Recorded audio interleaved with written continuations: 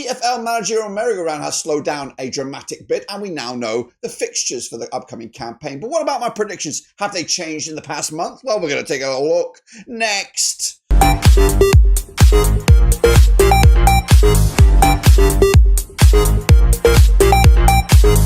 That's right, folks, back once again with another video. Today we take a look at the EFL Championship. It is my latest predictions. They've been updated, courtesy, of course, from the movements of the managerial merry-go-round, the EFL fixture list, and some early door transfer business. Who's going up, who's going down? We'll take a little look in a second. If you do, where you been, smash your subscribe. You want subscribe for Blackburn Rovers, World Football, Championship Football. We're going here under one Rooski. That's right. I've already done one of these predictions way back at the end of the last season when we had the playoff final, my gut reaction. But now we've seen some movement in the managerial merry-go-round, which has changed my prediction quite a bit. What am I talking about? Well, I'll show you in just one second. Big shout out to the members and the Patreons. You know who you are. So let's get to the vortex. We're going to do it like this. We're going to do a tier list style. We've got, of course, our brackets here. Hopefully they make some sense. Top 2 go to the Premier League. 3 to 6 are in the playoffs. 7 to 12 is top half. 13 and 9 is relegation area, but lower end of the table. And these guys are going to be going down. We're going to take a look at each and every one of the clubs. There's 24 of them. And yes, there is a traumatic shift, in my opinion, from last time, including my own Blackburn Rovers. So if you haven't checked that out, make sure you check that out beforehand. But let's get into it. We ain't gonna waste no time here. Where else my little vortex? Let's jump into it. We're gonna start with everybody's favourite. It is Disney FC. It is Wrexham. I've got Wrexham in around about 14th spot right now. They are making moves in the transfer market, but the moves are, you know, they're a little bit of a gamble. They're going for the aging Premier League players, and they've made a drastic decision to get rid of goal-scoring sensation Paul Mullin over to Wigan. I did look at his stats. He didn't play much football last time. Maybe he has reached his limit. But Wrexham, for me, going to be around about 14th. So we'll see about that. It might be coming in reverse order here. Maybe we can juice it up a little bit. Next up, we'll go West Bromwich Albion. I have them finishing above the line. I've got them around about here, around about 9th spot. So Ryan Mason, a little bit unproven for me. And hopefully he's got to navigate a sticky start to his campaign, get the points on the board, and hopefully get the players, the fans, everybody on the side to drive them up the table. So yeah, I'm not too sure about Ryan Mason as the appointment. Unproven, untested. There's a few of those in the championship. Let's go and scatter it around. Let's go QPR. QPR were the team I had going down. I think their appointment has been a good one, a strong one. They brought in Julien Stéphan, coming in for the Frenchman, has a bit of an aura about him, but I don't know yet. I'm on the fence here, so I'm sticking him in and around this cluster. You know, safe from houses, but I want to see some investment in that club first. I have them listed on my data up here at 17th spot in my eyes. Let's move on to another team down that neck of the woods. In fact, just below them in 18th spot, we have Preston North End. That is correct. I have them sitting in, I think, Heckingbottom. Great coach. He did make some early moves, and it's all kind of quiet down a little bit over at Deepdale. So I'm going to leave them nestled in there.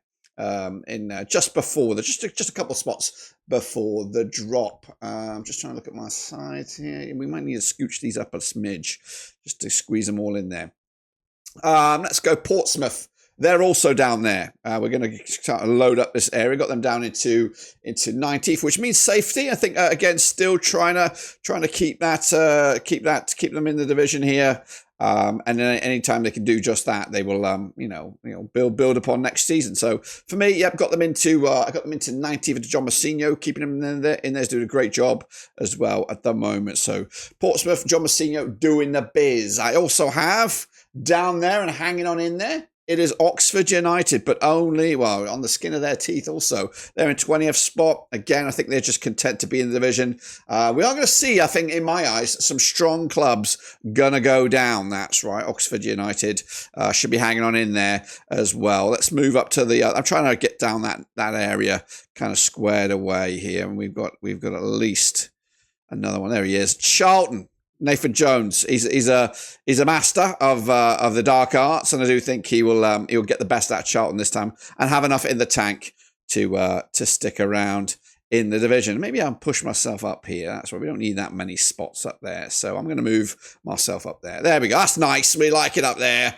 That's where we're going to be, right? We're going to be up there, Blackburn Rovers. Well, we'll see. So Charlton hanging on in there. Of course, who else can we fill in this blanks? We got, we've got a few others as well. Everybody's talking about them. We'll get to them in a minute. Where are you? There we are. We have Stoke. I have Stoke. They're moving down a little bit from my pecking order.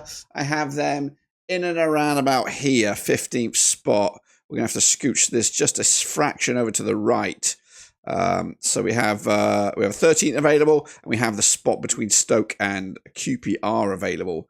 And that will be taken up here in due course. I just need to do a little bit of editing on the fly here. We're just going to do that. Going to crank that over. I just don't like their logo, and it is Derby County. It's bloody awkward size. There we go. John Eustace's boys, they are actually making some good moves in that transfer market at the moment. They brought in a couple of Rovers players in, Andreas Wyman, Danny Bart. They've also brought in Carlton Morris, no-nonsense forward. They're also linked with an American, Patrick Adjamang. And they look like spending cash. So it could all work out nicely and all that kind of jazz, but it also could be a bit of a disaster class. And I think there will be some early problems in the John Eustace era in Derby County this season. And I don't know. I don't know if they can be patient with him to stick it out. But if they don't, I do think they'll end up down here in the nether regions. Also, finally wrapping up the bottom end of the table, we are going to go with another shocker. And that is Bristol City. That's right. They were top 6 last time. They've lost the man in charge, Liam Manning, brought in Gerhard Struber, who, of course, is unfamiliar with the EFL with his time at Barnsley. Joey Barton remembers him. If you know that, you know it. Goodness gracious me. Going down, though. Let's take a look at the teams that are going to go down. And we're going to start with maybe a surprise. Or maybe not. And it is Sheffield Wednesday. I think Danny Roll is going to be on his way, if not out already. Of course, they're trying to get rid of his contract and kind of clean it up a little bit. And I think he's a major driving force in that. Oh, and add to the fact that a lot of players not getting paid. I think they could lose a whole core of that squad. And next season it will just be a little bit grim for Sheffield Wednesday, and I think they can go down. Joining them, a bit of a wild card. They do like to spend a bit of cash, and maybe they'll get sucked into it into the end. But I'm going to go Hull City. That's right. Nobody saw that one coming. An unknown manager coming in there. What's his name? Sergei Jakidovic. They decided to get rid of Ruben Sellas. We'll talk about more about him in a minute. But I don't know about him. They were a little bit lucky to hang on in the end of the season last campaign. But they do like to spend some cash. So they might spend some cash, but it didn't work out last time, did it? For the best part of it. And finally, another bit, maybe a surprise one here. We're going to go Watford. New manager as well, been brought in there. We've got Paulo Palazzano, the Uruguayan. Sometimes they work, sometimes they don't. I just think right now the writing's on the wall for Watford to kind of fizzle out a little bit. They have also brought in a couple of new players early doors as well. So let's move into the middle of the pack and start where we left off here, and that is 12th place. And I'm going to go Millwall. Maybe a lot of people tipping them to do well. They made some good moves last campaign, and it looks like they're already making some good moves this campaign as well. But keeping hold of the assets is going to be vital. That Ivanovic guy has been getting a lot of interest already, and he's a good striker. Keep a hold of him, and you got some goals in your locker. Meanwhile, moving forward, we've got another one which could be further up the table, just depending on how well everything goes. They're probably one of the early movers in the transfer market, and it was Swansea City spending a bit of cash on a wide winger there. Of course, 3 million Dutchman, I think. So he's going to be in there. And then that's what we got. So 12th, 11th, squeezing in there. It is my Blackburn Rovers in 10th. Unfortunately, that's a downgrade of about 4 or 5 positions because I just don't believe in them at the moment. I'm starting to doubt. We have made a couple of moves, a new midfielder in there and a new wide man, but we're losing Wyman, we're losing Bart, of course, 2 experienced pros, and there's also rumours of other players that could be on the move as well, which would mean we're losing a good core of our team, which did finish just outside the playoffs. So the writing could be on the wall. And the next time we see this sort of thing, a prediction from me, we might see Blackburn Rovers in the lower end of the table, unless we start to bring in some numbers. It was a lot of talk, a lot of fanfare, a lot of excitement perhaps, but right now kind of the excitement's getting fizzling out a little bit. We need to get a couple of new faces in just to kind of brighten the mood. So we have them in 10th. We have West Brom in 9th. Into 8th spot. Again, a lot of people are tipping them to do well. I'm going Birmingham City in 8th. They spent a lot of money last time. They're looking to spend some money now, but I don't know. These are a mystery box here. They could be absolutely phenomenal and up there in the top 6, or they could be absolutely dreadful and be right back in the thick of things for relegation. They are looking to bring in some players, spending a bit of money as well, but of the names linked at the moment, I'm not overly impressed with those names. They're looking to spend some cash. I think Damari Gray is one of them from Saudi Arabia. He's an okay player, but they're probably going to spend a lot of money on that to get that deal over the line. And I question that. And I also question the manager. Yes, he did okay in League One, but the Championship is something else. Meanwhile, down there as well, who do we have? We have actually, I might change this. I had Borough in 7th, but I'm going to go Sheffield United in 7th. I think Ruben Selles, good coach, probably much more affordable than Chris Wilder. But what are they thinking? Chris Wilder is Mr. Sheffield United. He will put his heart and blood and love and soul into the club. Ruben Selles coming in, good coach. Yes, he might have a good way of football, but I just don't think it's going to be a match made in heaven here. I think Sheffield United will take a pinch on that one. Then we're going to go Leicester in 6th. That's right, because there's a points deduction lingering. So I've got them hanging there, and possibly Sean Dyche coming in. Maybe Danny Roll. If Danny Roll comes in, I think they're in good hands. And either they'll definitely be in this top 6, but they could also compete further, maybe towards top 2. But I think it's going to be a bit too far with that points deduction already. When you look at the points tallies, Ipswich and Leicester did last time they were in this division. So I've got Leicester in 6th. Then I'm going to go Borough there. They look like they're generating some funds. It is still early to judge them on the transfer market, but it looks like they're going to have some cash to spend. They also spent some money last time around as well, with the likes of Whittaker coming in. But they'll have to try and get some wild ones out there, like the Ben Doaks of the world, so if they can reignite some wild loans. But I think Ryan Edwards will be a steady Eddie to get them in the playoffs, which I guess right now is the benchmark for a good season. Then I'm going to go Norwich up there in 4th. Josh Sargent, massive component of this team. They also just strengthen their defence. They're spending a bit of cash. Liam Manning is still in that bracket of a young manager, fresh off the back of playoff success last time around. I do think Norwich are on the up, and they're a team to fear going forward. They do need a strong start to the season, though, but I think the Canaries are in good shape. And then I'm going to go, let's go.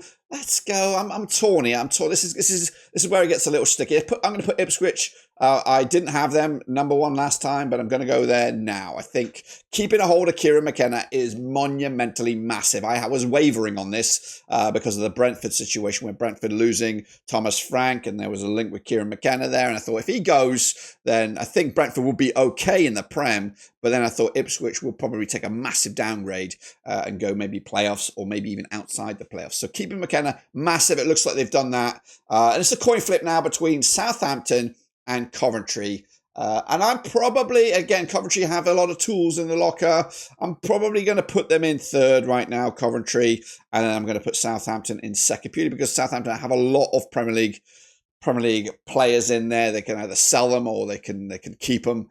They got the money, the parachute money as well, to keep those guys there as well. And we'll still, he's an unknown entity, going to be a bit of a wild card. Frank Lampard, has he reached his limits with Coventry? I know he's only been there a little bit, but what else can you drive out of him? And keeping the likes of Haji Wright, maybe reinvesting as well, because Ellis Sims is not delivered on the high transfer fee as well at the moment. So Coventry have been good, and hey, this is actually quite a refreshing looking team. I do think this part of the table will be quite messy. We could even see some of these guys that I have in the mid range here dip into this. For example, Millwall, maybe even Rovers. Dipping into that. But it's going to be a tight all season. That is my take, guys. Let me know your thoughts and opinions as we look forward to the return of the Championship. Still about a month out Well, actually, a little bit over a month, actually. So, but we know the fixtures. Rovers fixture list is pretty ugly. Early doors. Oh, actually, yeah, the back end of the season is terrible. But anyway, let me know your thoughts about that as we look forward to the return of the Championship very, very soon. And again, we'll check back with this in about another month's time, maybe a week before kickoff, and give you my gut instinct about that, because hopefully we've got some new players, new managers, maybe, and a big old shake-up. Until then, subscribe, smash a like. We'll see you soon when we return. But until then, we are done.